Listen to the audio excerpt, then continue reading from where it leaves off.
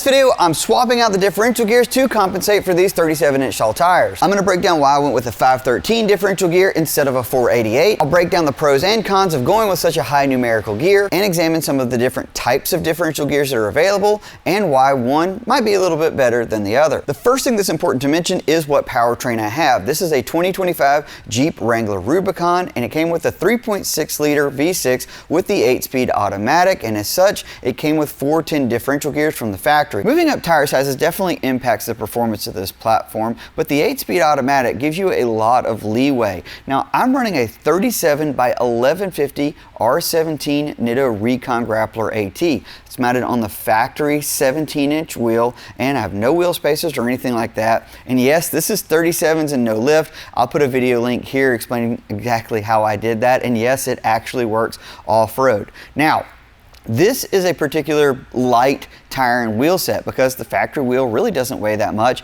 and this Nitto really isn't that heavy. And as such, it really wasn't that bad on 410 gears with 37's. I drove this thing down to Florida from here in North Carolina, and we put about 800 or so miles on it, and over that time, it actually did okay. I was averaging around 16 miles per gallon on that particular trip, and even though it didn't keep 8th gear the entire time, it would keep 7th without a lot of drama. The big drawback I felt, and you really could notice it, was off the line. That extra tire height definitely impacted the performance of this Jeep in a way that was kind of annoying. I wanted to have a little bit more kind of get up and go. The 3.6 with the 8-speed isn't a bad combo, but realistically, if you don't have higher numerical gears to compensate for the taller tire, it really feels a bit sluggish, and I knew it could be better. In my experience with this platform, the best way to get it feeling more responsive and driving so much better is to simply put in a higher numerical gear. I am not a fan of adding boost or any sort of power adders to this engine. I know that the 3.6 liter doesn't have the best reliability track record. I have been very fortunate that I've only ever had one 3.6 liter that was a bit problematic, and that was a JK. The rest of them, JL and Gladiator included, have all been perfectly fine. And if I want more performance, I'm going to put it at the differential because that's really the best way, I think, to make the Jeep feel better and actually compensate for the larger tire. So let's talk 513 versus 488, because if you look on a lot of gear charts, the 488 is going to be your better overall gear. It's going to help keep the RPMs a little bit lower on the interstate, which ultimately will help with fuel economy. And as someone who has had 488s with this powertrain, with a 38 and with a 37, I will tell you that once this vehicle gets on the interstate and you're really seeing elevation and you start adding more weight, that 488 gear, it kind of leaves a little to be desired. And I said, if I ever do this again, I'm going to go 513, and I will tell you, I'm very happy with it. I'll get into the numbers here in a little bit about what 513 has actually done for the RPMs and stuff, but I will say, if you are chasing performance and you are the type of person that wants to build for where they're gonna go, not necessarily where they are, I think the 513 is absolutely the way to go. And what I mean by building for where you're going to go is, like, right now this Jeep still has plastic front and rear bumpers. It doesn't have any like interior upgrades for, you know, cargo stuff or anything like that. No rack, so it's pretty lightweight, and a 513 is a bit overkill for it, especially with this light of a tire and wheel package. That being said, I know eventually it's going to get a winch bumper and probably an aftermarket rear bumper, maybe a heavy duty tire carrier.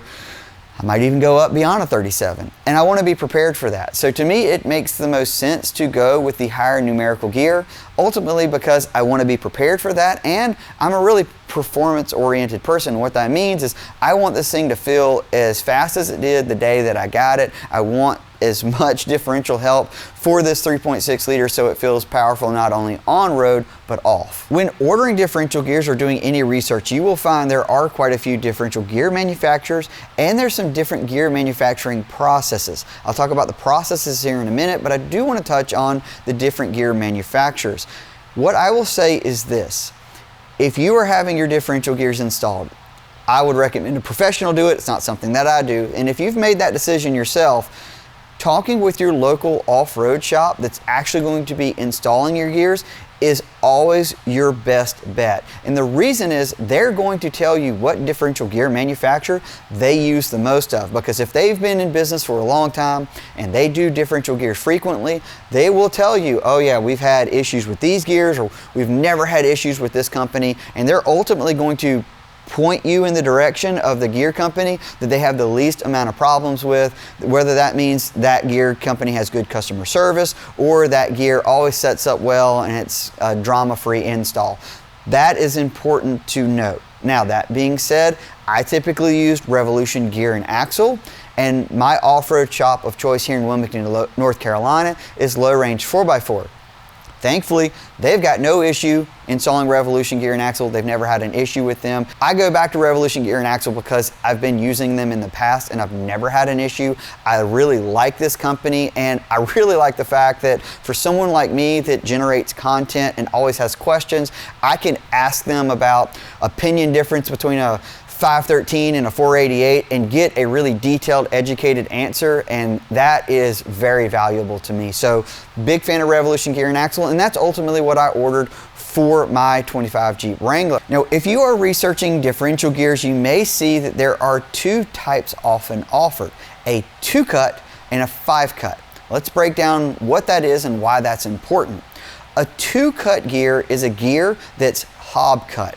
Now, that is what you're going to find in basically every new vehicle that's coming off the assembly line, this Jeep Wrangler included. And the reason that you're going to see hob cut gears that are 2-cut gears is it's simply more efficient. You're just doing 2 passes versus a 5-cut gear that you're going to use 5 passes. Now, it's 2 different types of machines that are doing that. Hob cut is your 2 gear. Face milled is your 5. Now, why does that matter, and does it really matter when you're ordering an aftermarket gear?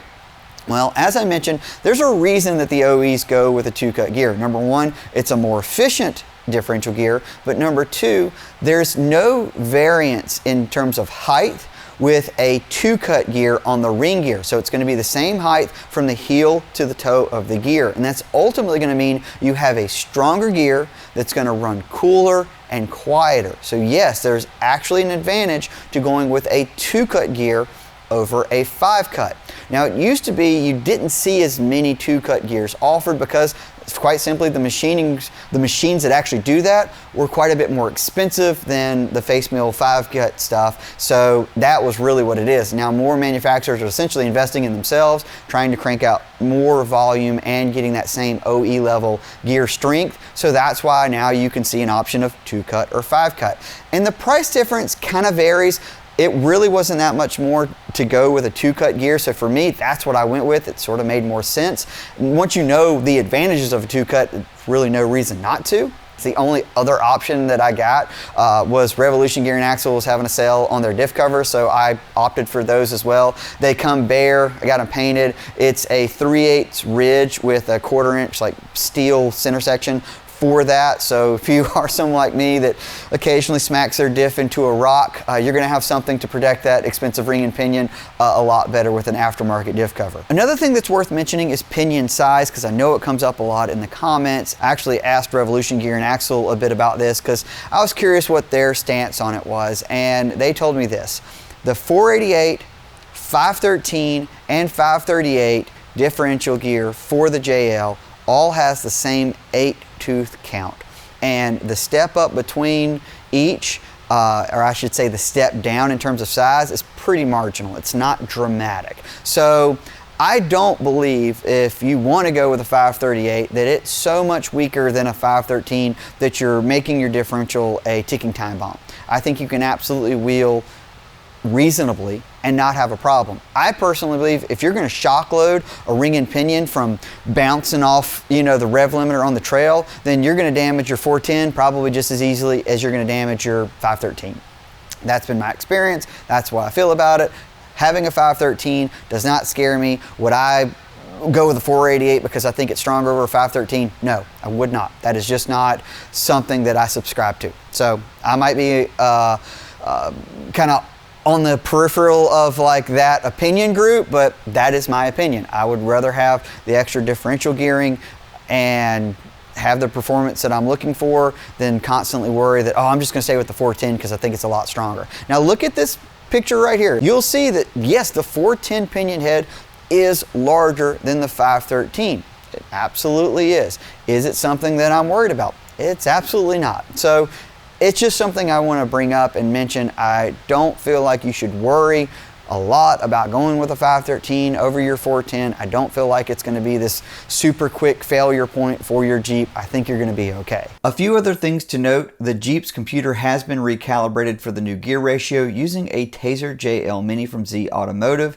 And for those curious about how much something like this would cost, on average you can expect to spend around $2,000 for parts and labor for something like the Jeep Wrangler. So let's talk real world performance with 513 gears. Let's first get into on-road driving. First thing I will say is this did exactly what I wanted to, and that is put the performance and life back into this vehicle. It feels so good being able to get on the accelerator, and it will absolutely spin these 37s with no problem. And it's wild to see it move through all the gears so quickly. In fact, I can be in 8th gear at 40 miles an hour pretty quick, which really helps with the fuel economy with this vehicle around town. It's actually fantastic. The best tank I've seen out of this, really any Wrangler, has been 19 miles per gallon in town. Now, I do live in the coastal plains where our average speed around here is around 45 miles per hour, so I do have that going for me. And on average, this Jeep's usually closer to that 16 mile per gallon mix, depending on how much highway I'm kind of getting in there. Speaking of highway, my RPM is right at 2,400 at 70 miles per hour, which is a touch high compared to if I had a 488. And part of that's because this is a pretty light tire and wheel package. It doesn't really need that extra gearing.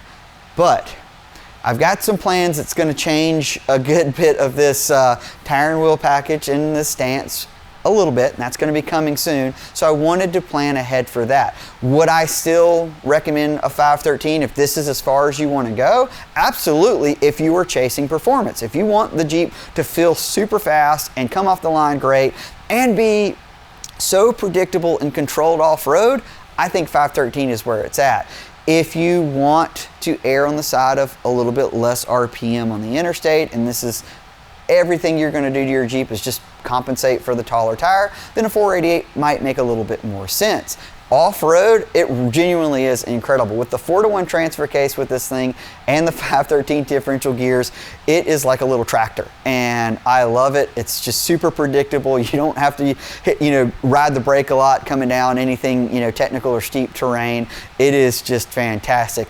Overall, 513, I feel like well worth the investment. I like how it makes the vehicle perform. I'm very happy with it on road and off. If you've got any questions, just drop them in the comments. As always, I appreciate you guys watching, and with any luck, I hope to see you on the trail.